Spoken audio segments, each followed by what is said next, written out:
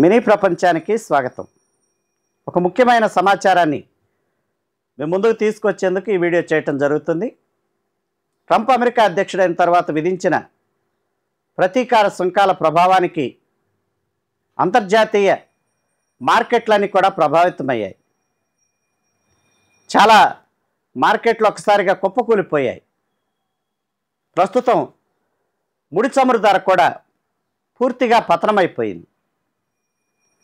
2021లో ఏ ధర అయితే పలికిందో ప్రస్తుతం బహిరంగ మార్కెట్లో ముడి చమురు ధర అదే ధర పలుకుతూ ఉంది. ఒక బ్యారెల్ ముడి చమురు ధర కేవలం $60 చెబుతూ ఉన్నారు.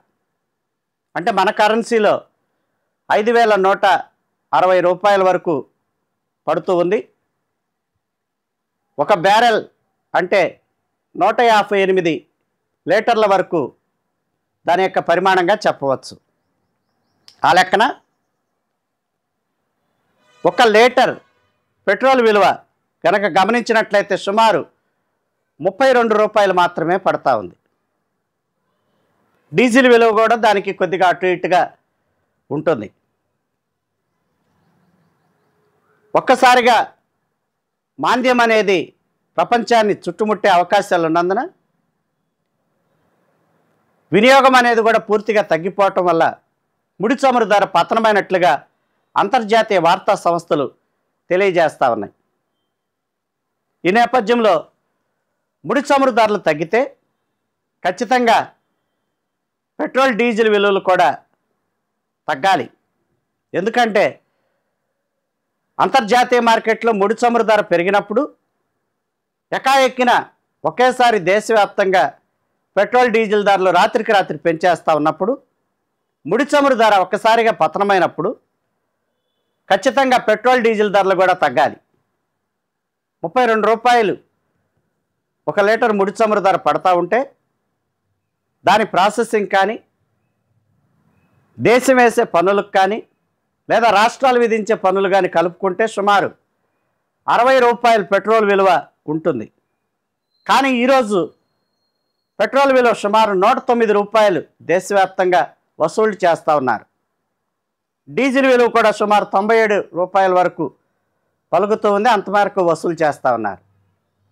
అంతర్జాతీయ మార్కెట్లో ముడి చమురు ధర ఒకసారి పడిపోయినా కూడా ఇంకా దేశంలో పెట్రోల్ డీజిల్ ధరలు తగ్గించకపోవటం అనేది గమనించదగిన విషయం. ఎంతోమంది మీద పెట్రోల్ డీజిల్ భారం అధికంగా పడుతున్నప్పటికీ ముడి చమురు ధర తగ్గటం అనేది గత 10-15 రోజులుగా వరుసగా జరుగుతూ ఉన్నప్పటికీ కూడా కేవలం ₹1 కూడా కనీసం ₹1 కూడా పెట్రోల్ కానీ డీజిల్ ధర కానీ తగ్గించిన దాఖలాలు కనిపించడం లేదు.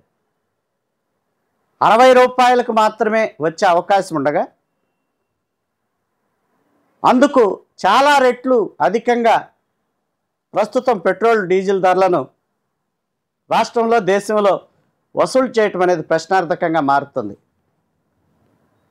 వాస్తవానికి కనుక ముడి చమురు ధర ఆధారంగా కనుక రేటు తగ్గించినట్లయితే వాహనదారుల మీద ప్రస్తుతం పడుతున్న భారం సగానికి పైగా తగ్గుతుంది. కానీ ఈ విషయం గురించి మాట్లాడేవాళ్ళు ఎవరూ లేరు.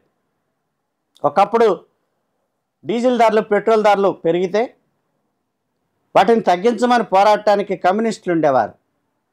ఇప్పుడు అన్నీ కూడా పెద్ద పెద్ద పార్టీలు వచ్చేసినాయి. ఇప్పుడు కమ్యూనిస్టులు లేరు. కాబట్టి ప్రజల సమస్యల గురించి ధరల పెరుగుదల గురించి మాట్లాడేవారు రోడ్డెక్కేవారు లేకుండా పోయారు. వాస్తవానికి చదువుకున్న చాలామందికి తెలుసు అంతర్జాతీయంగా ముడి చమురు ధరలు పడిపోయినాయి, అయినా కూడా పెట్రోల్ డీజిల్ ధరలు తగ్గించలేదనే సంగతి చదువుకున్న వాళ్ళకి చాలామందికి తెలిసినా కూడా ఎవరు ఈ విషయాల గురించి మాట్లాడరు.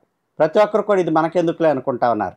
కానీ వాస్తవానికి ఈ రోజున్న చమురు ధర ప్రకారం పెట్రోల్ విలువ కేవలం 60 రూపాయలు మాత్రమే వసూలు చేయాలి. డీజిల్ విలువ కూడా చాలా తగ్గించాలి.